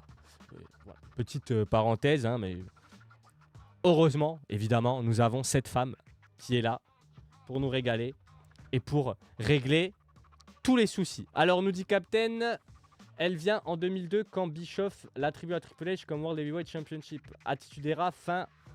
J'ai rien compris, Captain. Nous, tout ce qu'on veut savoir, c'est à quelle date Bischoff a donné le Attitude Era fin en mars 2002. Moi, je veux juste savoir quelle est la date à laquelle Eric Bischoff a donné le titre World Heavyweight à Triple H. Et savoir si cette date, c'est avant ou après l'affrontement entre Cena et Kurt Angle. Je sais que c'est la même année. 2002, ça, je le sais. Mais la question, c'est de savoir quelle date. Pour savoir du coup si la Big Gold Belt est accurate. Enfin bref, voilà. Chelsea Green, merci de venir nous sauver. Donc n'hésitez pas à jouer avec Chelsea Green. D'ailleurs, elle a sorti une petite vidéo. Je sais pas si vous avez vu, elle a sorti une petite vidéo pour tease un peu 2K26. Voilà, c'est marrant sur son Instagram. Et vous avez des footages de comment sont faits les entrées, les movesets, etc. Je trouvais ça intéressant. Donc voilà. On a également, au niveau des fameux bugs, des choses qui sont récurrentes et qui reviennent un peu toujours, j'ai envie de dire. Poser un adversaire sur la table, c'est devenu, sur une table, c'est devenu un parcours du combattant par rapport aux anciens opus. Pour avoir ce spot-là, il faut s'y reprendre à 3-4 fois. On a des mécaniques revues pour au final être moins fun qu'avant. Donc ils nous disent, ah, ben on va update une mécanique, et au final tu te rends compte que la mécanique, elle est beaucoup moins fun à exécuter, à réaliser, à jouer que précédemment. Donc tu te dis, mais à quoi sert l'update si le jeu est pire qu'avant finalement? Donc il y a des stipulations qui sont simplement injouables à cause d'une IA complètement débile. Voilà, je pense notamment au fameux match de Tamina dans le mode showcase de 2K25. Voilà. 2 septembre 2002, Captain nous dit. Alors, 2 septembre 2002, c'est pourquoi? C'est pour l'attribution du titre Big Gold Belt à Triple H. J'ai pas vu mon chat. Attendez, je reviens. Je regarde. 2 septembre 2002. Ouais, non, on n'a pas la suite. Ok. D'accord. Et Cena, Kurt Angle, c'est quelle date, du coup? Comme ça, ben, on verra bien. Merci, mon cher Captain, mais punaise, il faut... On a les infos, Captain, il est comme 2K Games. Il nous donne pas tout d'un coup. Il lâche une info. Après, si tu veux la deuxième, il faut attendre le teaser. 27 juin 2002. 27 juin 2002. Donc voilà. Donc c'est pas accurate. 27 juin 2002. Cena, Kurt Angle, face-off à SmackDown. Et du coup, tu me dis septembre. Faut attendre le nouveau DLC, nous dit Cheval Papier. Du coup, juin 2002, Cena, Angle, face-off. Septembre 2002, l'introduction de la Big Gold Belt. Donc si on part du principe que la Ruthless Aggression Era démarre lors de ce fameux face-off Cena-Angle, du coup, effectivement, c'est pas accurate. Voilà. Tout ça pour ça. J'ai envie de vous dire. Juste tout ça pour ça. C'est totalement fou. Merci Captain en tout cas d'avoir fait l'effort de nous faire les recherches et de nous donner les infos. Et merci à Cheval Papier d'avoir fait la remarque. Comme ça, ben, au moins on est fixé. Voilà. Ensuite, qu'est-ce qui ne va pas dans 2K25? Bon voilà, vous avez compris. Hein. Vous avez compris un peu qu'il y a plein de choses qui ne vont pas. Hein. Qui ne vont pas. Mais là où, pour moi, c'est la plus grosse déception, c'était 2K24. L'édition 2024 avec ce fameux mode 40 Years of WrestleMania. Vous vous rappelez tout à l'heure, je vous ai parlé de 2K14. 2K14, en 2014, donc ça, on fêtait les 30 ans de WrestleMania. Et ils nous avaient sorti un mode de malade. Donc là, sur l'édition de 2024, pas toutes les éditions de WrestleMania étaient présentes. Déjà, il faut le noter. On n'avait pas l'ensemble des matchs de WrestleMania qui étaient présents dans le jeu. Chose qui était le cas du côté de 2K14, d'accord? Donc la comparaison, elle est limite sans appel. Hein. Il n'y avait pas beaucoup de... Je trouvais que le mode de 2K24 était vraiment feignant. Il y avait, si vous voulez, beaucoup trop de cinématiques. Pour le coup, les cinématiques, c'était bien, mais c'était des cinématiques d'images réelles. Donc on avait l'impression finalement de lancer un documentaire. Tu lançais ton match de WrestleMania, tu t'attendais à pouvoir faire le match comme tu l'avais vu à la télé et à prendre du bon temps et à t'amuser. Et non, au final, tu devais exécuter des moves comme un robot en mettant pause toutes les 2 secondes pour remplir les objectifs parce que sinon tu débloquais pas le contenu qui pouvait être débloqué et tu pouvais pas passer au match suivant. Donc déjà rien que là, niveau immersion et gameplay, c'est totalement nul, totalement foiré de la part de 2K. Mais en plus de ça, bien souvent, les fins de combat ne te laissaient même pas la possibilité de pouvoir effectuer le tombé. Tu n'avais même pas la satisfaction d'aller au bout de ton combat parce que c'était entrecoupé de cinématiques pour le coup, te donnait de réelles images des combats, donc des images d'archives de la WWE. Donc pour celles et ceux qui n'avaient pas vu les combats, c'est super. Mais il y a des documentaires, il y a Netflix pour ça aujourd'hui. Moi, je ne paye pas mon jeu 80 € pour me retrouver devant un semi-documentaire interactif avec une manette dans les mains, à pas savoir quoi faire. Donc voilà, ce mode était une grosse déception pour ma part. Et à l'inverse, 2014, 10 ans plus tôt, un mode ultra complet avec au minimum un combat par édition de WrestleMania, voire 2, voire 3 parfois. Donc ce qui impliquait aussi le fait que du coup, on avait au minimum 30 arènes de WrestleMania qui étaient disponibles dans le jeu, de WrestleMania 1 à WrestleMania 30. Et c'était la nouveauté de l'époque d'ailleurs, parce qu'au moment où le jeu sort, je crois que WrestleMania 30 n'était pas encore passé, si je dis pas de bêtises. Et du coup, ils avaient ajouté l'arène en avance exprès. Si je dis pas de bêtises, hein. Peut-être que je dis une bêtise, vous me reprendrez si c'est le cas. Enfin voilà, rien que là, déjà, la différence, elle est énorme. Énorme. Enfin bref, et c'est sans appel. Les comparaisons, on peut faire les comparaisons dans tous les sens entre le 2014 et le 2024. Rien que là, je vous ai mis un petit exemple. Ça, on peut plus le faire dans le 24, dans le 25. Alors, ça revient dans le 26 apparemment, notamment en mode I Quit Match, on le verra tout à l'heure. 2014, c'était déjà possible. Et 2026, on nous vend ça comme la nouveauté. Ben oui, mais bon, 12 ans plus tôt, on le faisait déjà. Donc, c'est pas nouveau. Voilà. La différence également entre l'édition de 2014 et les éditions d'aujourd'hui. 2014, tu faisais un Switch in Music avec Shawn Michaels ou n'importe quel autre superstar qui avait un super kick. Un peu trop près de la cage, le catcheur tombait, peu importe où tu te situais. Aujourd'hui, c'est plus le cas, il y a un espèce de mur invisible. Il faut réaliser un enchaînement de touches, un combo particulier ou être dans un endroit vraiment précis de la cage pour que ça arrive et que ce soit le cas. Auparavant, non, c'était beaucoup plus réaliste. Voilà. Là, l'exemple de où se situe le pied de Shawn Michaels du Switch in Music en 2014, en 2024. Voilà. Ça, c'est des petits exemples que je vous donnais rapidement. 2014, le mode donc showcase avec les 30 WrestleMania, vous aviez des cinématiques commentées avec les voix de Jim Ross et JR, et ça reprenait exactement la même chose que ce qui se passait et ce qui s'était passé en vrai, dans la vraie vie, mais de manière modélisée. Voilà. Et c'est ultra immersif.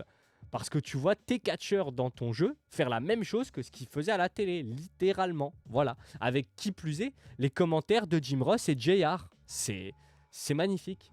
Chose qu'on n'a pas, ni en 2024, ni en 2025. Et je l'espère qu'on aura en 2026, mais là-dessus, on n'a pas de réelles informations. Et 2014 avait également ce qui, pour moi, et à ce jour, est le meilleur mode de l'histoire des jeux de catch. C'est le mode The Streak de l'Undertaker.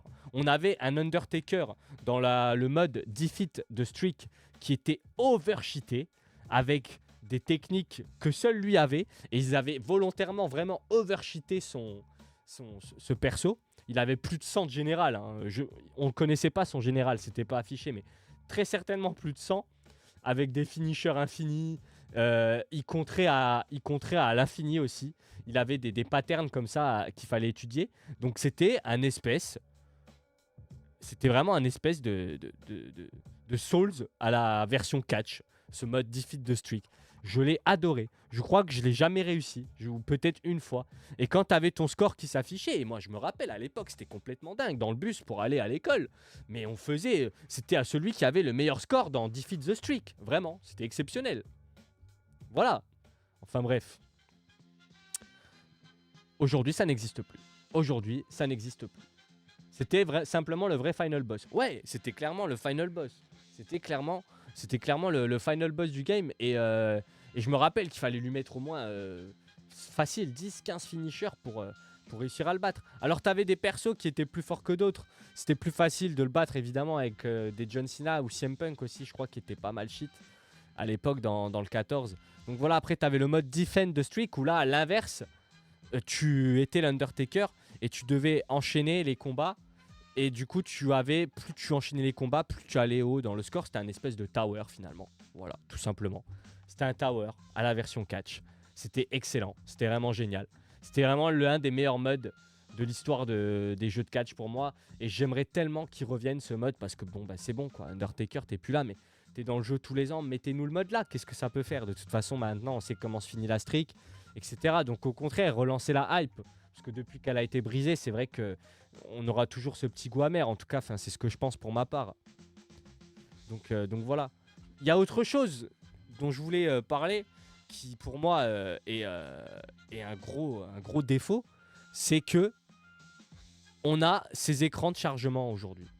Voilà. Là, par exemple, si tu lances un Gauntlet Eliminator, si tu lances un Royal Rumble, si tu lances un match à 10 ou à 20, t'as les 8 premiers participants qui te sont spoil.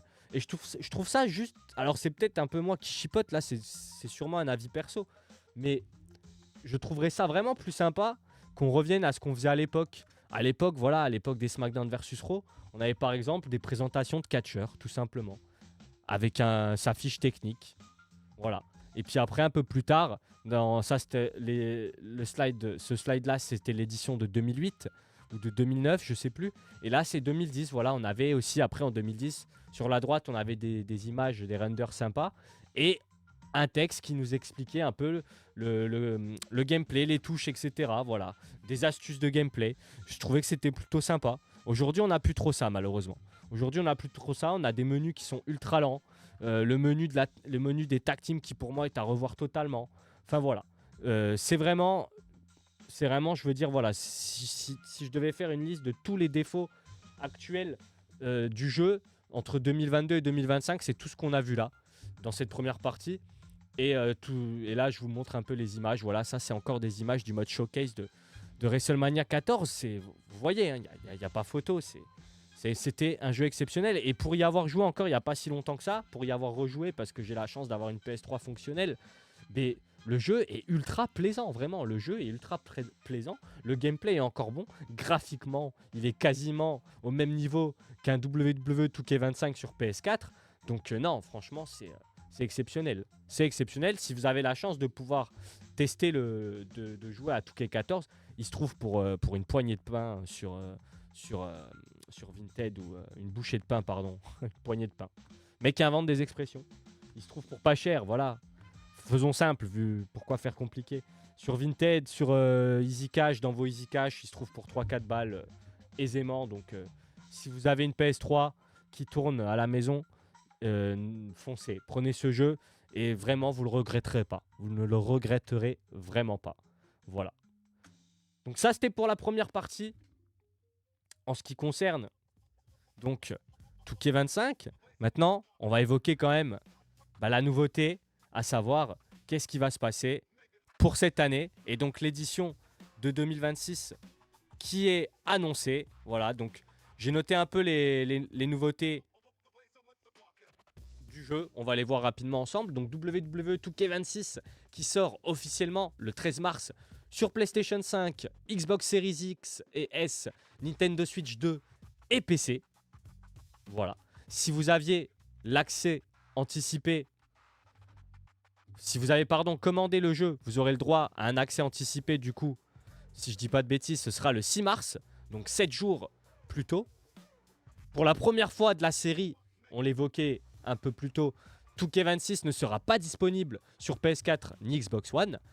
Un point important, donc, je le rappelle, pour celles et ceux qui jouent encore sur Old Gen. Donc, on voit à l'écran les différentes éditions qui seront disponibles. On a tout d'abord donc la Standard Edition avec CM Punk, The Best in the World, en cover. Nous avons ensuite la King of Kings Edition avec Triple H qui nous offre des bonus. Donc la Standard Edition, on reviendra après, je vous donnerai en détail les bonus. Nous avons ensuite l'Attitude Era Edition et enfin la Monday Night Wars Edition qui est donc l'édition la plus chère. Voilà, donc là on a effectivement l'annonce du fait que 2K ne sera pas sur All Gen. La Standard Edition sera vendue au prix de 70$, donc ça fera environ, je pense, 60 € chez nous. Attention, ça c'est les prix pour l'édition physique, à savoir que généralement, Sony et PlayStation, ils aiment bien gonfler leur catalogue en ligne. Donc il se peut que vous retrouviez ce jeu en version dématérialisée et en édition standard, plus aux alentours des 70 voire des 80 euros. Donc faites attention, si vous avez si vous avez l'intention d'investir dans l'édition standard, vraiment si vous avez l'occasion, parce que peut-être qu'il y en a qui ont des consoles en full démat, à ce moment-là, bon bah essayez de chercher sur Instant Gaming des choses comme ça, vous le trouverez moins cher. Mais sinon, si vous pouvez vous procurer l'édition physique, faites-le. Bon plan au Leclerc, hein. Souvent vous avez le jeu à 54 ou 55 euros avec la carte Leclerc. Voilà, c'est toujours 5 euros de gratter, ça fait toujours plaisir. Ensuite, on a la King of Kings Edition qui sera vendue au prix de 99,99 $. Nous avons donc l'Attitude Era Edition, 129,99 $. Et enfin, la Monday Night War Edition au prix de 150,99 $. 150 $, donc 140 euros chez nous. 140 euros pour l'édition la plus chère. Est-ce que ça vaut vraiment 140 euros? Eh bien, c'est ce qu'on va voir tout de suite. Pour toutes les éditions, sauf la standard, vous aurez le droit à 7 jours d'accès anticipé. Donc, le 6 mars au lieu du 13. Par contre, pour l'ensemble des éditions, le bonus de précommande, c'est le Joendry Pack, voilà, que vous voyez à l'écran. Donc, le pack Joendry, il est inclus dans les éditions premium, tandis qu'il est en bonus de précommande dans la standard.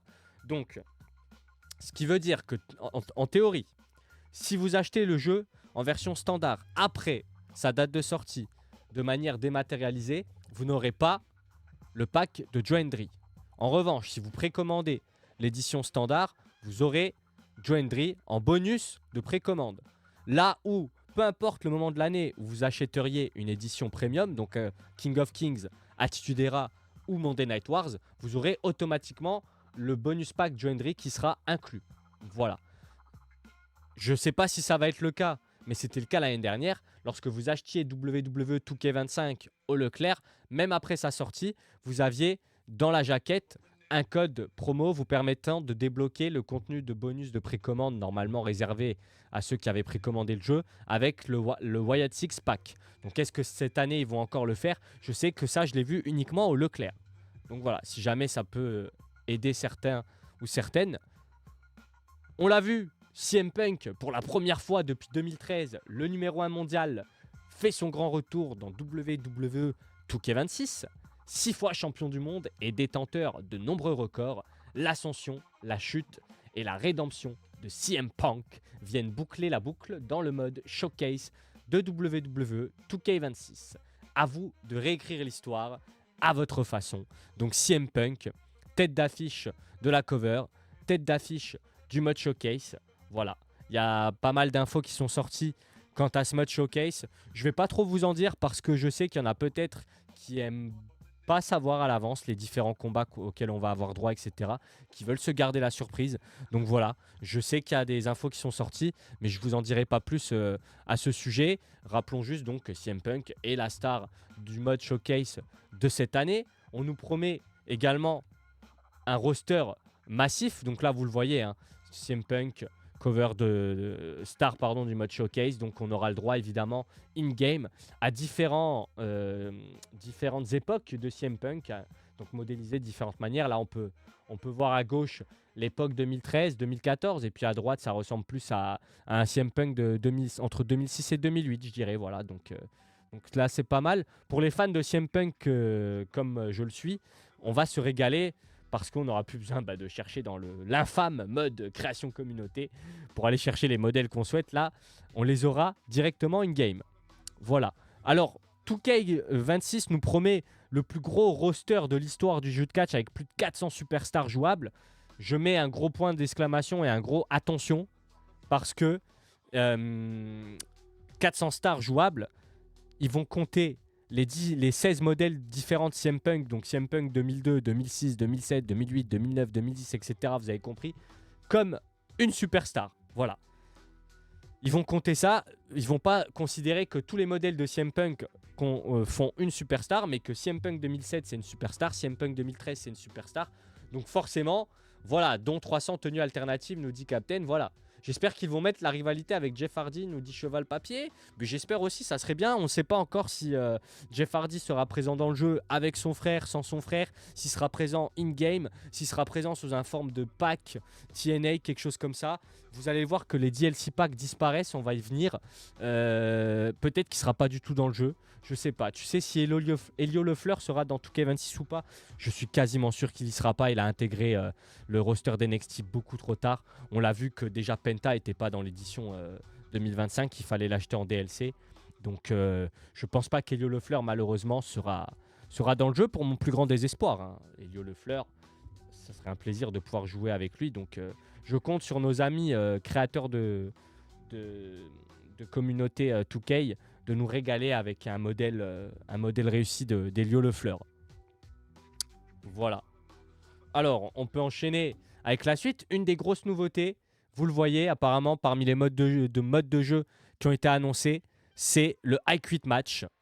Voilà, qui fait son grand retour. Hein. Je rappelle qu'il était déjà présent dans les opus précédents. Là, il fait son grand retour apparemment avec de nouvelles possibilités de gameplay en ce qui concerne les interactions avec les armes. Là, on voit par exemple sur ce screenshot Kurt Angle qui tente de défigurer le regretté Eddie Guerrero. Et l'arbitre qui tend le micro, voilà, qui lui demande s'il veut abandonner.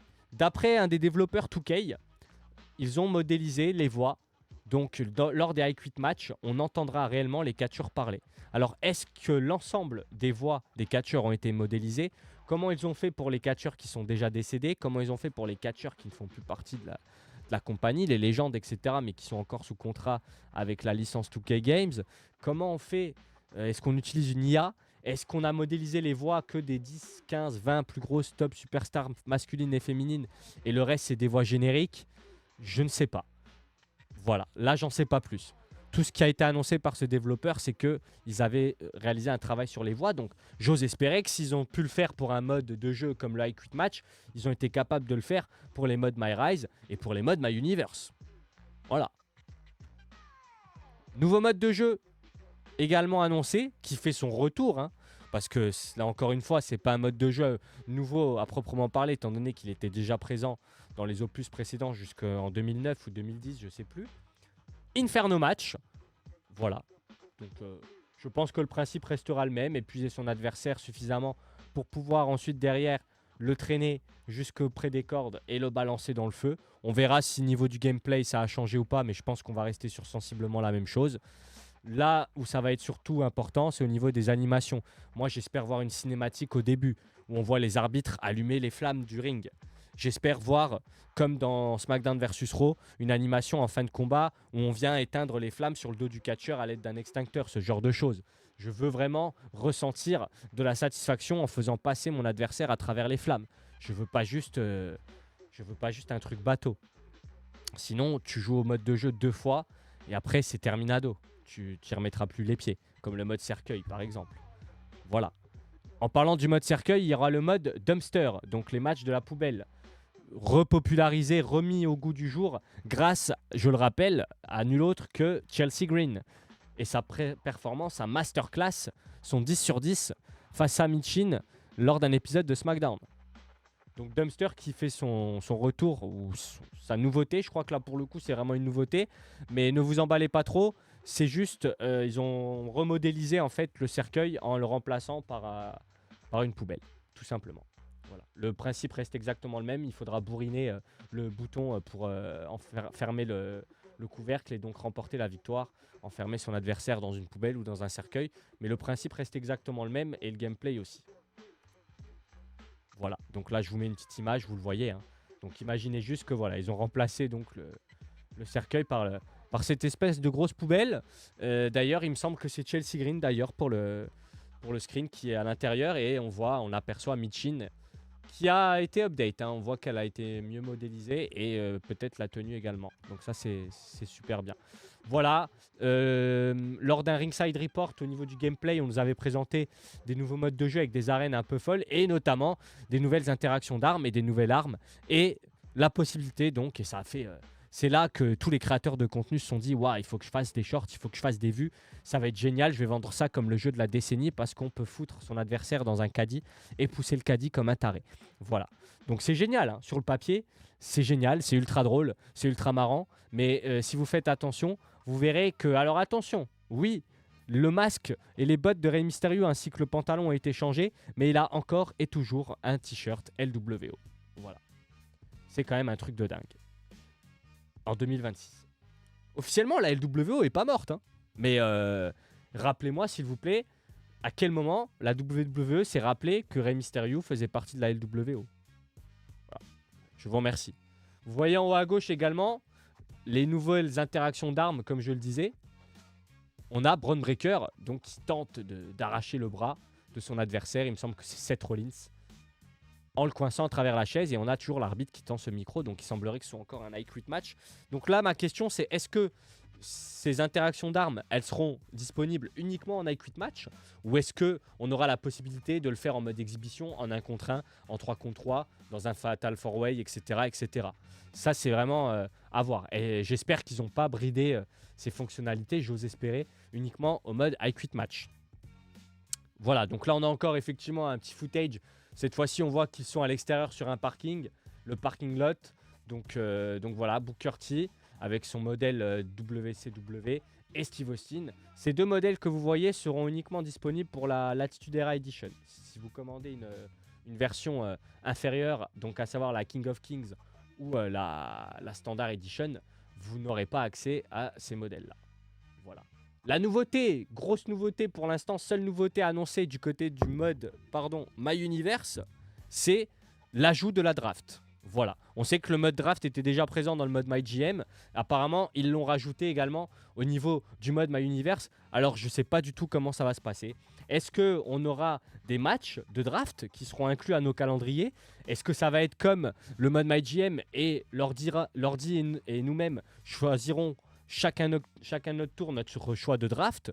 Est-ce que ça va se faire automatiquement? Est-ce qu'on va pouvoir juste drafter 200 superstars d'un coup du côté de SmackDown et dépouiller Raw? J'en sais rien. On n'a aucune autre information que celle-ci, l'ajout d'un mode draft dans le mode My Universe. Donc j'avoue que pour le coup, j'ai quand même hâte de voir à quoi ça ressemble. Est-ce que la draft va changer quelque chose concrètement? Ça aussi, c'est une question pertinente. Est-ce que ça aura un réel impact sur notre calendrier, sur nos rivalités? Comment ils vont réussir à intégrer ça dans l'écosystème déjà délabré et scandaleux du mode My Universe? On verra bien. On verra bien. Voilà. Je vous disais tout à l'heure qu'il n'y avait plus de DLC pack. Jusqu'à présent, on était habitué depuis 2020, je crois, si je ne dis pas de bêtises, à avoir des DLC packs donc, qui sortaient à différents moments de l'année. On en avait 4 ou 5 ou 6, je ne sais plus maintenant. Mais on va dire que tous les 3 mois, on avait un nouveau pack qui sortait avec 5 catcheurs. Ça, c'est terminé. C'est terminé. Maintenant, on va avoir ce que 2K appelle le Battle Pass. Là, à l'écran, c'est un screen de 2K26 NBA. Eux, ils ont ça, la même chose, et c'est le Pro Pass. Et en fait, tout simplement, WWE 2K qui copie le modèle déjà appliqué sur NBA 2K. Et d'ailleurs, ça, je l'évoquais en préambule de cette vidéo, c'est ce qu'a notamment démocratisé énormément Fortnite, Roblox, etc. avec leur Battle Pass, leur pass de combat et autres dépense l'argent que t'as pas. Voilà. Je sais pas trop quoi penser de ça. Alors, qu'est-ce qui a été annoncé concrètement par rapport à ces Battle Pass? Donc, on en aura 5 ou 6. Donc, comme précédemment, chaque Battle Pass nous permettra d'avoir de l'expérience et des VC à utiliser dans les différents modes de jeu, ainsi que du contenu exclusif et des personas. Donc, personas, c'est les tenues alternatives ou alors des modélisations de catcheurs d'une autre époque. Je prends un exemple tout bête, par exemple un The Rock 2001, etc. Et il y aura des collectibles. Donc, des t-shirts, des tenues alternatives, des cartes également uniquement dédiées au mode My Faction. Enfin voilà, ils réunissent tout ça dans un Battle Pass. Il y aura du contenu gratuit, en fait, qui sortira, quoi qu'il arrive, tous les 2-3 mois. Mais si vous souhaitez avoir l'ensemble des collectibles et du contenu et des personas qui seront proposés, il faudra vous abonner au Battle Pass. Vous pouvez prendre le Battle Pass pour un mois ou alors vous pouvez prendre le Battle Pass pour les 6 saisons. Il y aura au total 6 saisons. Voilà, ils découpent ça en saison. Donc, le fait est, c'est que ce qui me fait moi un peu peur par rapport à ça, c'est que je le sens venir gros comme une maison. On va nous vendre du contenu additionnel, de la nouveauté, des tenues alternatives, etc. On va s'attendre à avoir des nouveaux personnages. On pourrait penser que c'est génial parce qu'en fait, si le Battle Pass il suit les actualités, et je dis une bêtise, on a l'arrivée d'un nouveau catcheur, comme c'était le cas par exemple avec Penta, ou ou le retour d'une légende, comme prenons un exemple tout bête, Edge, et peut-être qu'il pourrait avoir le temps de remodéliser le catcheur ou la catcheuse en question et l'intégrer au Battle Pass de la saison suivante. Comme ça, on l'aurait on l'aurait in-game. Alors, il y a un monde où ils font ça, et là, c'est génial. Et dans ce cas, je comprends l'intérêt du Battle Pass. Mais pour moi, j'ai juste l'impression qu'on va nous rendre payants des tenues qui finalement étaient déjà présentes dans les éditions précédentes, des versions de catcheurs, voire même des catcheurs modélisés qui étaient présents déjà dans les éditions précédentes, in-game, au démarrage, à l'achat du jeu. Et qu'aujourd'hui, on le rend payant. Voilà. C'est ça ma plus grosse crainte. J'ai peur également aussi qu'à terme, les contenus s'orientent beaucoup trop sur les modes My Faction et The Island pour nous inciter et nous pousser toujours plus à jouer à des modes de jeu qui sont clairement du pay to win et des modes de jeu qui nous incitent et poussent à soit consommer des heures et des heures entières devant notre écran pour enchaîner les combats comme des robots, soit à sortir la CB parce que la frustration est trop grande. Voilà, c'est ma principale crainte par rapport à ce Battle Pass qui, dans son fonctionnement, peut amener plein de belles choses, plein de belles nouveautés. Maintenant, c'est au bon vouloir de 2K et j'ai envie de dire de la générosité dont ils sauront faire preuve. Voilà. Donc, ça ne garantit pas une révolution en tout cas. Donc, on verra bien. Est-ce que c'est plus une amélioration itérative, j'ai envie de dire, de l'ensemble de cette édition 2026 ? J'en sais rien. On verra bien. Donc, au final, la question, et c'est là où je voulais en venir, et c'était ça tout l'intérêt de ce live, faut-il réellement avoir une hype énorme autour du jeu ? Faut-il réellement se précipiter sur les éditions les plus chères pour être sûr d'avoir donc déjà, parce que je suis passé peut-être un peu vite tout à l'heure, mais par exemple, si vous prenez l'édition à 140 €, vous aurez les Battle Pass intégrés pour l'ensemble des 6 saisons. Vous aurez tout le contenu débloqué, des super boosts, des choses comme ça, des VC en plus, de l'XP en plus pour le mode des Highlands, etc., etc. Si vous voulez juste prendre les éditions standards et après acheter vos Battle Pass à part, c'est possible. Par contre, il y a certains contenus qui ne seront pas disponibles et qui seront uniquement disponibles pour l'édition correspondante. Par exemple, il y a un modèle de Triple H 97 ou 98. Si vous achetez autre chose que la King of Kings Edition et toutes les éditions supérieures, vous ne l'aurez pas. Si vous achetez l'édition Attitude Era, vous n'aurez pas des modèles NWO de Hollywood Hogan, etc. Par contre, vous aurez le Triple H 97. Si vous achetez l'édition King of Kings, vous aurez le Triple H 97, mais vous n'aurez pas le Steve Austin de l'Attitude Era Edition, ni le Hollywood Hogan et le Scott Hall de la NWO de la Monday Night Wars Edition. Voilà. Donc ça, c'est des contenus que vous aurez uniquement avec ces éditions. Par contre, pour tout le reste, tout ce qui est Battle Pass de combat, etc., vous pourrez les débloquer plus tard dans l'année. Donc peut-être qu'il y a des smart moves à faire. Si c'est le cas, comme les DLC packs, il y a des prix qui baissent. Maintenant, la question, c'est de savoir, est-ce qu'une fois que la saison est terminée, on peut acheter le Battle Pass de la saison 1 alors qu'on est en saison 3 et débloquer du coup le contenu de la saison 1, ou est-ce que c'est trop tard ? Ça, je ne sais pas trop comment ça se passe. Voilà. Donc, enfin bref, pourquoi au final rester prudent avec donc cette édition de WWE 2K26. Donc pour la première fois, on le rappelle, c'est ces Ringside Season Pass là qui seront présents. Pourquoi il faut rester prudent à mon avis ? Donc oui, effectivement, il y a des nouvelles additions, il y a des nouveaux modes de jeu, mais attention, quand on parle de nouveautés, on ne parle pas d'innovation. Beaucoup de nouveautés, beaucoup de modes de jeu, c'est des retours ou des expansions de modes déjà existants. certains types de matchs viennent d'épisodes très anciens, on l'a vu comme l'Inferno Match. Un autre mode de jeu qui fait son apparition dont on n'a pas parlé, le 3 Stages of Hell. Ça pour le coup c'est une très très bonne chose, une très très bonne nouvelle, je tiens à le souligner quand même. Ils font aussi des bonnes choses, là pour le coup c'est une belle annonce qui me hype. Parce que ce mode je pense qu'il y a moyen de s'éclater. Si ils arrivent à nous stabiliser un mode online, je pense qu'avec mes potes, on va se la donner, on va se buter au 3 Stages of Hell. Ça peut être super marrant. Surtout que d'après les développeurs, on pourrait vraiment configurer comme on veut les 3 combats. On peut passer vraiment d'un mode normal à un ODQ, à un Hell in a Cell. Il n'y aura pas de grosses coupures, on redémarre pas un match, il n'y a pas un écran de chargement. Si on passe d'un ODQ à un Hell in a Cell, on a peut-être une cinématique de la cage qui descend et bam, le match continue. On conserve les dégâts, ce genre de choses. Ça peut être banger. Ça peut être vraiment cool par contre.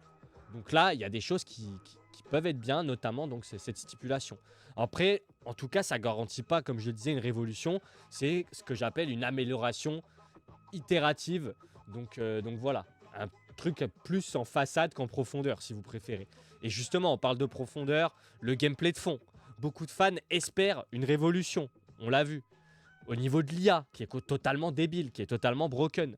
C'est absolument pas immersif de jouer un combat contre l'IA, sauf en modifiant les paramètres, en allant dans les options et en regardant des tutos sur YouTube pour modifier les paramètres pour rendre au maximum possible quelque chose d'assez réaliste. Mais c'est fou encore une fois que ce soit à nous de le faire et qu'ils ne soient pas capables de le faire dès le départ. Donc ça, j'espère vraiment que ça va être réglé. Les animations et la physique du ring, des cheveux, les collisions des catcheurs, apparemment, tout ça aurait été revu dans l'édition de 2026. Donc voilà, j'attends de voir. J'espère que ce qu'ils annoncent est réellement vrai et que les améliorations seront notables. D'autant plus, je le rappelle, mais plus d'édition PS4, etc. Donc plus d'excuses. Maintenant, on pouvait pleinement utiliser le potentiel des consoles next-gen et du PC. Un PC qui, normalement, est beaucoup plus puissant qu'une console de salon, au demeurant. Donc l'édition PC devrait être la plus complète, la plus full, la plus stack. Et au contraire, elle a été limite moins bien optimisée que la version Switch. Pour dire à quel point 2K se soucie de sa communauté PC. Voilà. Donc au niveau de l'accès anticipé et des bonus, les éditions chères offrent effectivement plus de contenu, mais ça reste du contenu au final cosmétique ou du bonus de progression. Donc c'est pas des changements structurels importants et notables. Donc ça reste toujours dans l'optique de vous faire passer le plus de temps possible sur le jeu et très sûrement aussi de vous faire sortir l'ACB. Voilà. Donc effectivement, cette édition 2026 de WWE 2K a énormément d'ambition et beaucoup de contenu sur le papier, mais selon moi, il ne faut pas tomber dans l'illusion que parce qu'il y a une grosse jaquette, parce qu'il y a des grosses annonces, parce qu'il y a un énorme roster, parce que l'ensemble des créateurs ou beaucoup de gens autour de vous sont hype et vous font des vidéos, des shorts de 30 secondes pour vous vendre ça comme si c'était le jeu qui va révolutionner toute l'industrie et que même GTA 6 en tremble et qu'ils ont pensé encore à reporter la date de sortie du jeu parce que WWE 2K26 va venir retourner le monde et que ce sera même le jeu qui va permettre de signer la paix entre l'Ukraine et la Russie. Voilà, je veux dire, au bout d'un moment, il faut se calmer. Donc j'avais vraiment à vocation de remettre un peu les points sur les i dans le sens où on l'a vu, on en a parlé pendant quasiment 1 heure. 2K, WWE 2K a énormément de défauts. Et ce n'est pas des défauts qui datent seulement de l'édition de 2025, c'est des défauts qu'on retrouve depuis 2020, voire avant. Donc avant de s'emballer pour toutes les nouveautés et les choses qu'on nous promet dans l'édition 2026, qui certes sur le papier ont l'air géniales, moi j'aimerais qu'on m'assure que tout ce qui ne va pas depuis 2020 sera enfin corrigé pour cette édition 2026, d'autant plus que, je le répète encore une fois, c'est du full next-gen, donc il n'y a plus d'excuses, Voilà, j'espère que, en tout cas, je vous ai pas trop fait peur non plus, maintenant, je ne dis pas qu'il ne faut pas acheter le jeu et qu'il ne faut pas se faire plaisir. Il y a énormément de gens qui sont pleinement satisfaits de ce que leur propose 2K depuis des années et d'un point de vue général de ce que propose le monde du jeu vidéo ces dernières années. C'est pas mon cas. Voilà, moi ça me tient énormément à cœur le jeu vidéo. J'ai été responsable d'un magasin de jeux vidéo. J'ai vu le jeu vidéo mourir. Je le vois mourir encore aujourd'hui sous mes yeux. Le physique mourir, voilà. Aujourd'hui, tout est dématérialisé. Tout est fait pour qu'on dépense de l'argent, pour qu'on ait des ringside pass, des season pass, des battle pass. On dépense des 100 et des 1000 dans des cosmétiques, dans des tenues, dans des émotes, des choses qui sont totalement inutiles, qui servent à rien. Et tout ça au détriment de la correction de bugs mineurs, de l'immersion, du gameplay, de la rejouabilité, des émotions qu'on peut ressentir parce qu'on est impliqué, du storytelling. Et tout ça, c'est des choses qui sont normalement l'essence même et qui font l'essence même du monde qu'on adore tous et toutes, à savoir le catch. Et bien moi, quand je lance un jeu vidéo de catch, j'aimerais bien pouvoir ressentir les mêmes émotions que ce que je ressens devant un PLE ou un weekly. Et malheureusement, et trop souvent, c'est pas le cas. Même quand on a des copains à la maison, qu'on a la chance d'avoir des potes avec qui on peut jouer, mais au bout de 3-4 combats, ça y est, c'est devenu lassant. Parce que c'est toujours les mêmes bugs à répétition. Voilà. Et les éditions de cette année, j'ai envie de dire, peut-être que plus il y en a, plus c'est pour masquer, c'est l'arbre qui masque la forêt finalement. Est-ce qu'on nous donne pas 150 éditions pour nous faire avaler la pilule parce qu'ils savent très bien que pendant un an, ils n'ont pas bossé? Voilà. Donc je sais pas. Pour moi, le meilleur conseil que je peux vous donner, c'est de rester patient, équilibré et d'attendre les premiers retours de vrai gameplay une fois que le jeu sera déjà sorti. J'en vois plein là qui se pavanent sur les réseaux et qui se vantent d'avoir déjà commandé l'édition à 140 €. Mais est-ce que c'est vraiment worth? Alors après, si c'est des personnes qui font du compétitif, qui vont se buter sur MyFaction, qui veulent réaliser The Island en 4 jours, ouais, ok, peut-être que c'est worth it. Mais là, je m'adresse à la majorité de joueurs qui sont des casuals. Et pour ma part, je trouve que c'est beaucoup trop excessif par rapport à ce qui est offert en bonus.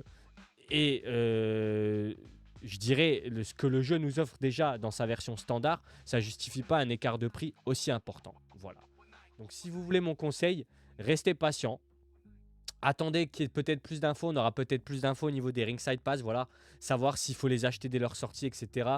Si vous avez les moyens et que vous voulez vous faire plaisir, que vous voulez avoir l'ensemble du contenu et que vous voulez pas vous embêter, que vous voulez tout soit débloqué à sa sortie, enfin que tout soit déjà payé, pardon, en avance et qu'une fois que les pass season sortent, season 1, season 2, etc., bam, ça soit directement intégré à votre jeu, bah, prenez l'édition à 140 €. Voilà, encore une fois. Mais moi, pour ma part, je pense que je prendrai juste l'édition standard à 55 € en physique avec la carte Leclerc chez Leclerc. Vous allez dans n'importe quel Leclerc Culture, vous le trouvez à 55 ou 57 €. Voilà. Souvent une vingtaine d'euros moins cher que l'édition standard des maths sur le shop, sur le Play Store, pardon, donc de PlayStation. Donc déjà ça. Et ensuite, vous n'êtes pas après obligé d'acheter tous les Season Pass. Si effectivement, d'après ce que j'ai bien compris, ils les divisent, peut-être que vous pouvez en acheter qu'un ou deux en fonction du contenu qu'ils proposent. Et cette tenue-là, je la voulais trop. Ce Shawn Michaels là de 2008, je le voulais depuis des années. Ça y est, il est dans ce Season Pass là, je le prends. Par contre, ce pass là, il y a Nia Jax de 2014. Bon, je m'en fous, je vais pas l'acheter. Voilà. Est-ce que ça sera possible de faire ça? Je sais qu'il sera possible déjà d'acheter ce qu'à l'époque ils appelaient le Super Boost ou je sais pas quoi, qui permettait de débloquer tout le contenu déjà inclus in-game de base sans passer par les modes de jeu. Ça disparaît aussi, par exemple. Donc ça, d'un côté, c'est un mal pour un bien. Ça nous force, entre guillemets, à jouer à tous les modes de jeu. Mais ceux qui voulaient faire vraiment du tryhard online et pas s'embêter avec ça, pour le coup, ils le pourront pas. Voilà. Enfin bref, c'est pour ça, il n'y a pas encore toutes les informations. Mais c'est vraiment à modérer. Moi, si j'étais à votre place, si j'étais vous, et en tout cas, c'est ce que je vais faire pour ma part, c'est attendre déjà que des retours de gameplay une fois que le jeu sera sorti.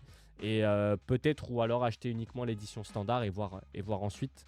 On s'en souvient, 2K25 était déjà en réduction 3 ou 4 mois après sa sortie. Parce que je pense qu'ils se sont rendus compte que les ventes n'étaient pas au rendez-vous. Et si les ventes ne sont pas au rendez-vous, c'est parce que tout le monde s'est rendu compte que le jeu n'était pas à la hauteur. Voilà. Mais c'est ces mêmes gens qui n'ont pas attendu 4 mois pour mettre des 0,5 en note sur les réseaux, qui aujourd'hui sont déjà hype et vendent le jeu 2K26 comme le jeu de la décennie. Donc c'est pour ça que pour moi il fallait un peu de nuance dans tout ça. Voilà. Donc Donc là, je vous ai mis un peu pour terminer quelques slides, quelques screenshots de nouveautés.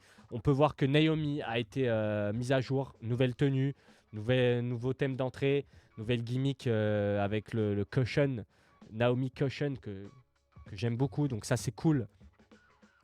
Au niveau des nouveautés, on a également des nouvelles armes avec les punaises. Voilà, il sera possible d'utiliser des punaises. Parmi une des nouveautés qui a été annoncée tout à l'heure, non seulement on pourra avoir des punaises dans le sac, mais il y a également, et c'est l'un des combats, je suis désolé, là je suis obligé de vous spoil, qui sera présent dans le mode showcase, le combat à Bad Blood, CM Punk contre Drew McIntyre de Bad Blood sera présent dans le mode showcase, fameux Hell in a Cell. Et si vous vous en souvenez, à un moment, il y a un spot où Drew McIntyre prend un sac, tout le monde pense que c'est des punaises, moi aussi à ce moment-là je pensais que c'était des punaises, eh bien non, c'est le collier de CM Punk. Et bien ça, ce sera présent in-game. Donc je sais pas si en mode exhibition, on pourra choisir le sac de punaise ou le sac de collier de CM Punk, de bracelet pardon, du bracelet de CM Punk. Mais en tout cas, c'est grave marrant, ça c'est une des petites nouveautés que je trouve super sympa. On a également l'ajout du titre, ça y est, ça enfin c'était réclamé par la commu depuis des années. Le titre en bord de ring a été ajouté avec son socle. Quand on va avoir des matchs de championnat, il y aura le titre qui sera présent au bord du ring. On pourra s'en saisir et frapper son adversaire avec. Ça, c'est super cool.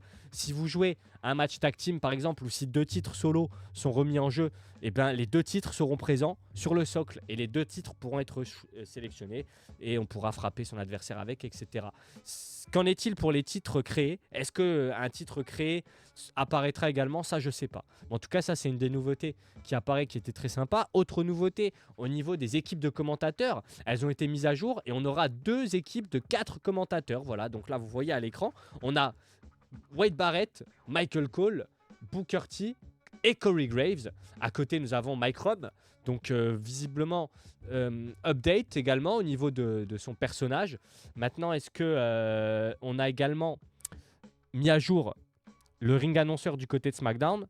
J'ai bien peur que non. J'ai bien peur que Mike Robb soit le ring annonceur de SmackDown et qu'on ait toujours Alicia à Raw, ce qui est normal, et que normalement, du côté des NXT, ça devrait être Mike Robb. Peut-être que je me trompe. On verra bien. Ce serait sympa qu'ils update aussi les ring annonceurs finalement, parce qu'ils méritent autant que tout le monde d'être update. Et donc, on l'a vu tout à l'heure, les nouveautés au niveau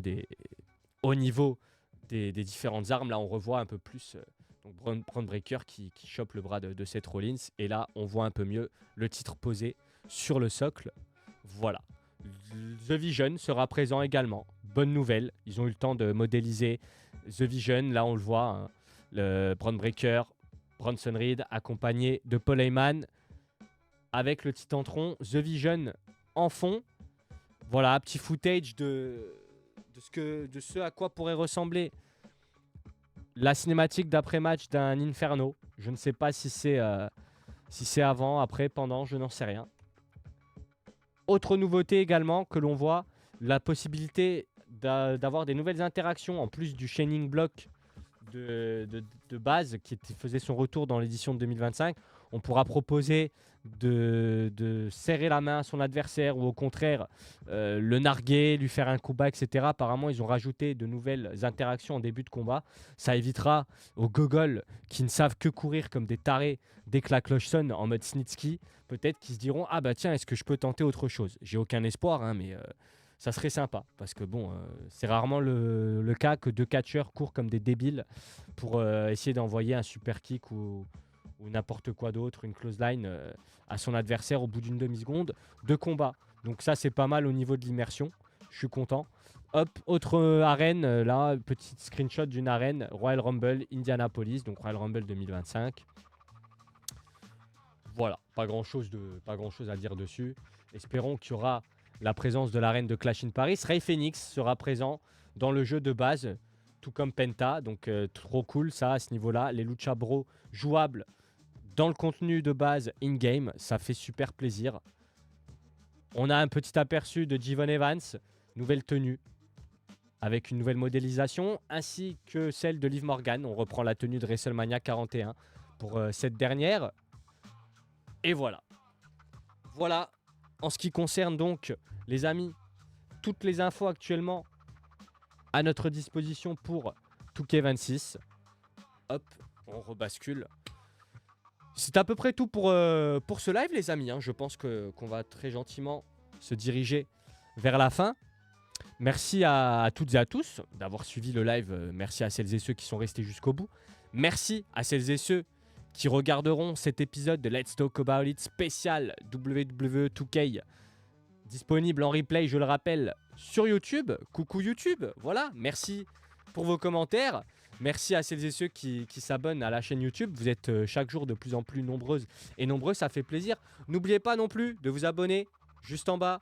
Les réseaux, Instagram, TikTok, Spotify également. J'ai mon podcast là-bas qui est en stand-by mais qui va reprendre d'ici peu de temps. Voilà. Merci encore à Furia, partenaire de la chaîne. Furia, boisson énergisante. N'hésitez pas à aller commander et à soutenir Mr Insider et Furia. Merci encore à tous les gens de la commu qui ont réagi dans le chat. Ça m'a fait super plaisir. Voilà, j'espère vous avoir donné tout de même quand même envie de vous essayer à cet opus 2026. Mais j'espère également que désormais vous avez compris que c'est peut-être pas la peine d'avoir une hype trop surdimensionnée parce que vous risquez d'être déçu. Voilà. Vaut mieux se dire, le jeu va être exactement le même que 2K25, donc je prends l'édition standard, je vais au moins cher et finalement être agréablement surpris que de lâcher 140 balles en pensant que c'est le jeu de l'année pour au final se rendre compte que c'est un 2K25.20. Voilà. On verra bien. En tout cas, n'hésitez pas à me dire lorsque vous l'aurez acheté ce que vous en pensez. On peut échanger sur Instagram, je le répète pas assez souvent, mais je suis ultra accessible sur Instagram, donc n'hésitez pas à m'envoyer des messages là-bas. On parle souvent de catch avec certaines personnes de la commu, ça fait super plaisir. Vous êtes assez réactifs aussi là-bas et c'est super.